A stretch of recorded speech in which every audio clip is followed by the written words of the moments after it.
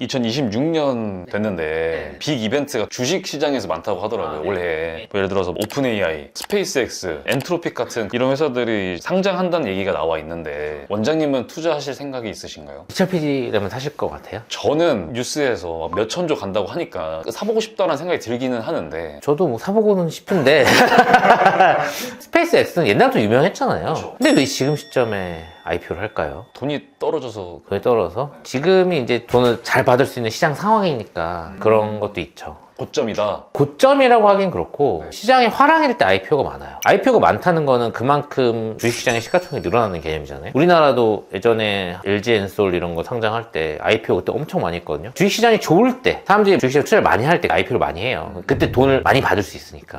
그러면은 많이 받을 수 있는 상황에서 과연 기업들이 내 회사 가치보다 싸게 팔겠어요? 아니죠. IPO를 비싸게 할 거 아니에요. 조금 고평가돼서 IPO가 될 확률이 높죠. 무조건 하면 안 된다 이건 아닌데 그럴 확률이 높으니까 할 때 조심해서 해야 되는 부분이 있는 것 같아요. 근데 댓글 같은 거 보면은 원장님 말씀대로 IPO 하는 날이 최고점인 날이다 이렇게 얘기하는데 원장님도 상장하고 나면 조금씩은 떨어질 거라고 생각하시나요?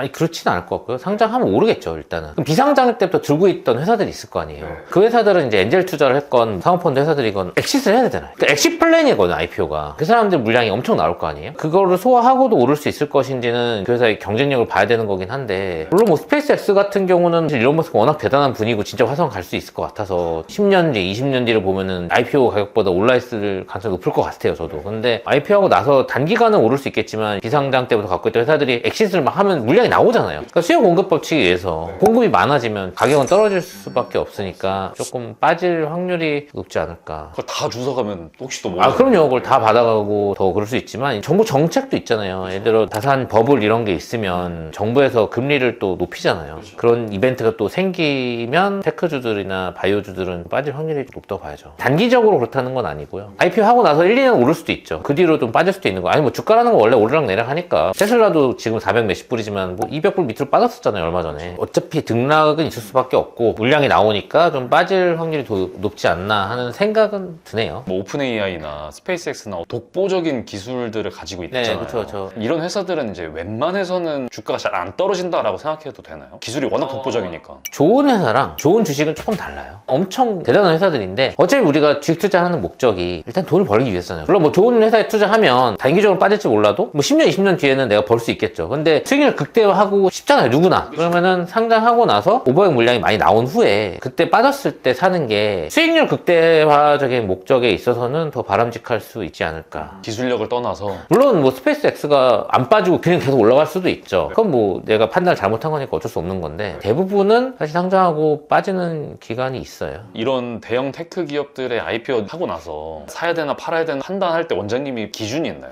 뭐 사실 저는 미국 주식을 잘 안 해봐서 그렇긴 한데 이제 한국 주식 기준으로 얘기를 해보면 IPO 할 때는 매출이나 이익을 영혼까지 끌어와서 내년도의 수주 물량이나 이런 것까지 다 끌어와서 장밋빛 전망을 많이 얘기를 해요. 오히려 상장하고 나서 그 전망을 달성을 못해서 1, 2년 동안 빠지는 회사가 대부분인 것 같아요. 아닌 회사도 있어요. 100% 있는데 빠지는 경우가 더 많은 것 같아요. 그래서 오히려 처음 IPO 되는 회사들은 비상장 때 투자하던 VC들 락업 기간이 있거든요. 3개월, 6개월, 뭐 1년 이렇게 기간이 있기 때문에 그때 물량 나오는 거 봐서 빠졌을 때 사는 게 맞지 않나. 그게 뭐 100% 맞다는 건 아닙니다. 절대. 원장님도 국내든 미국이든 그 IPO 기업 매매를 경험한 게 있으세요? 저는 사실은 공모주 투자는 거의 한 적은 없어요. 뭐 잘 못하기도 하고. 이번에 알지노믹스는 내가 RNA 마켓 좋다고 했잖아요. 그래서 알지노믹스를 한번 해봤어요. 이거 저도 처음 해본 거예요. 안 하시는 이유는 있어요? 얼마 못 받아요 사실. 그리고 아까 말한 대로 IPO 하고 나서 빠지는 확률이 높으니까 어차피 나는 1년 가져가야 되는데 보통 공모주 투자는 상장 한 날 이게 300%까지 올 수 있거든요 국내 같은 경우는. 그럼 300% 먹고 그냥 파는 경우가 대부분입니다 단타로. 그러니까 어차피 단타 할 거 그냥 하지 말자 했는데 이번에는 알지노믹스 같은 경우는 좀 싸게 상장했어요. 그 직전에 AMD 바이오가 4조까지 갔거든요. 알지노믹스는 3천억에 상장하니까 무조건 얘는 먹겠다. 요새 바이오가 워낙 장이 핫했기 때문에 넣을 수 있는 최대를 넣었어요.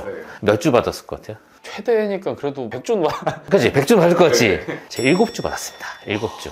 알지노믹스는 3천억이니까 무조건 1조는 간다 생각해서 저도 했는데 7주 받았는데 그날 바로 300% 오르고 다음날 상한가 그 다음날 상한가. 그래서 제가 7주 받아서 22,500원에 받았거든요. 19만원까지 왔었어요. 왜 이렇게 근데 못 받은 거예요? 경쟁률이 치열하니까. 기관들은 좀 많이 받을 수 있어요 물량을. 기관들은 그 락업 기간을 뭐 1년 이렇게 잡으면 배정을 많이 해줘요. 개인들은 맥스로 넣어야 한 6, 7주 받는 거예요. 물량이 하나도 안 나오니까 300% 갔고 그 다음날도 물량이 하나도 안 나오니까 상한가 가고 거래량도 거의 없었어요. 상한가 2번 갈 동안. 그 비상장 템포 갖고 있던 사람들은 7, 8배가 아니지. 이미 10배 먹은 상황에서 몇십 배를 먹은 거지 그 사람들은.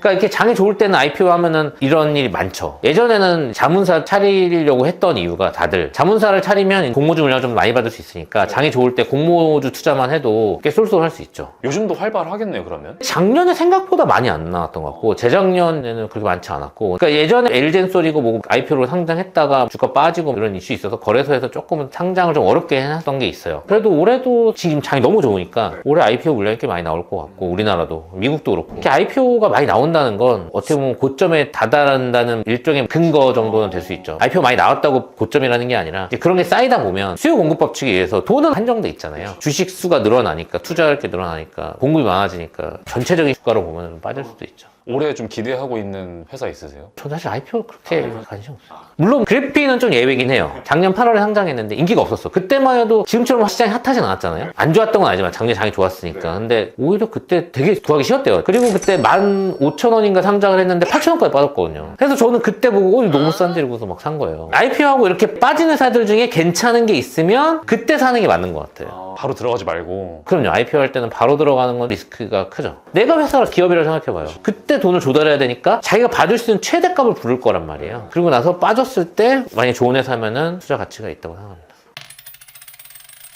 알지노미스 말 나온 김에 정확히 뭐 하는 회사예요? 문제되는 RNA를 편집하는 기술을 갖고 있는 회사예요. 그래서 릴레이 유전성 난청에 대해서 라이아웃을 이미 했고 지금 얘네가 중점적으로 개발하고 있는 건 교모세포종 치료제. 교모세포종이 뇌에 생기는 암인데 제가 학생 때 신경외과 쪽 배울 때 교모세포종 걸리면 그냥 다 죽는 거예요. 수술해서 제거해도 재발 워낙 잘하고 다 죽어요. 치료제가 없는 암인데 근데 이제 얘네가 교모세포종하고 간암하고 두 가지 암종에 대해서 하고 있거든요. 이번에 에스모에서 발표를 했는데 교모세포종 케이스에서 CR이 한 명 나왔어요. CR이 이제 완전 관해라 그래서 종양이 완전히 없어진 거예요. 완치 판정을 받은 거예요? 일단은 없어졌다는 거죠. 다시 재발하는 경우도 있기 때문에 추적 관찰을 해야 돼요. 그만큼 치료가 어려운 암이기 때문에 암에다 직접 찔러야 된다고 돼 있더라고요. 치료 방법이. 그러니까 조금 침습적이긴 해요. 다른 RNA 치료제는 배에다가 찌르거나 이렇게 되는데 얘는 그 아데노바이러스를 이용하기 때문에 전달체가 아데노바이러스로 해서 들어가는 것 같더라고요. 그래서 직접 찔러야 되고 구경을 열어서 해야 되지 않을까 싶기는 합니다. 그런 환자에 대해서 방사치료도 물론 하고 이것도 하지 않았을까? 왜냐면 기존 치료는 하긴 해야 되니까. 근데 방사치료만 갖고 CR이 안 나오는데 어떤 환자가 CR이 나왔다면 이 약 때문일 확률이 높으니까 되게 획기적인 약이고 좀 알지노미스의 기전은 좀 신기한 게 뭐냐면 텔로미어라는 거에 타겟을 해서 약을 개발했거든요. 텔로미어가 뭐냐면 정상 세포들은 수명이 있어요. 텔로미어 길이가 다 있어요. 세포 분열을 할 때마다 이 텔로미어가 짧아지거든요. 그래서 다 짧아지면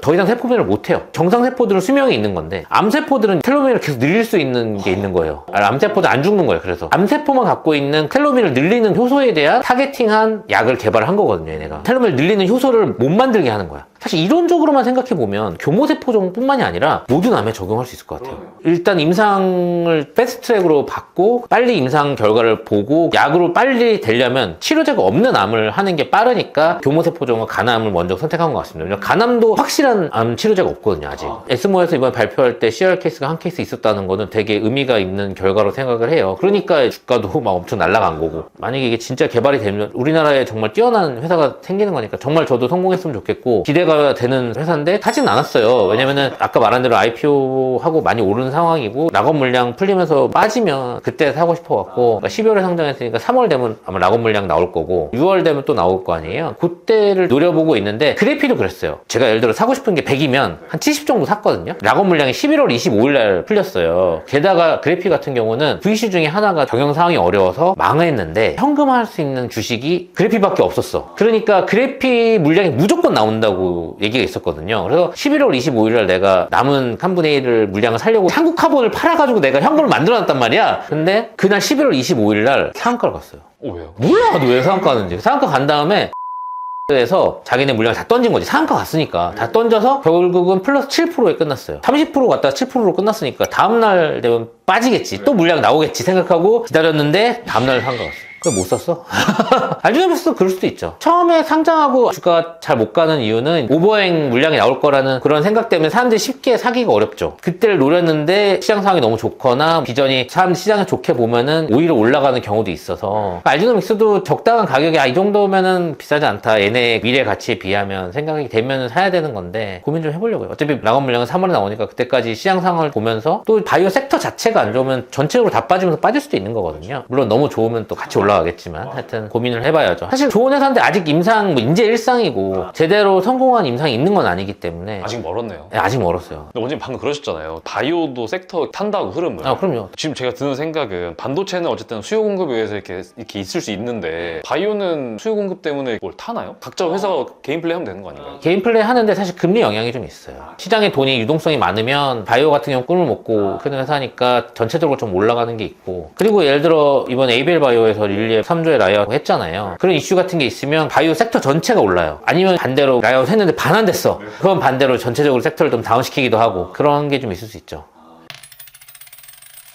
오늘은 신규 상장주, IPO 하는 회사들 얘기를 조금 해봤는데 IPO를 한다는 거는 어떻게 보면 제일 비싸게 파는 거니까 물론 IPO 하는 회사들이 다 나쁘다는 절대 아니고 그만큼 꿈이 있고 기대가 있으니까 상장을 하고 또 올라가는 거고 실제로 안 빠지고 올라가는 회사들도 많지만 제가 봤을 때 한 90%는 살 기회를 주더라고요. 분위기에 휩쓸려서 사지 말고 차분하게 보면서 적절한 타이밍을 보고 사는 게 좋을 것 같습니다. 급하게 살 필요가 없다. 그렇죠. 급하게 살 필요 없이 천천히 보면서 좋은 타이밍에 사는 게 수익률을 좀 더 높이는 기회가 될 것 같아요. 신중하게 공부하고 거래하시고 투자하시고 지금까지 김동욱이었습니다. 감사합니다.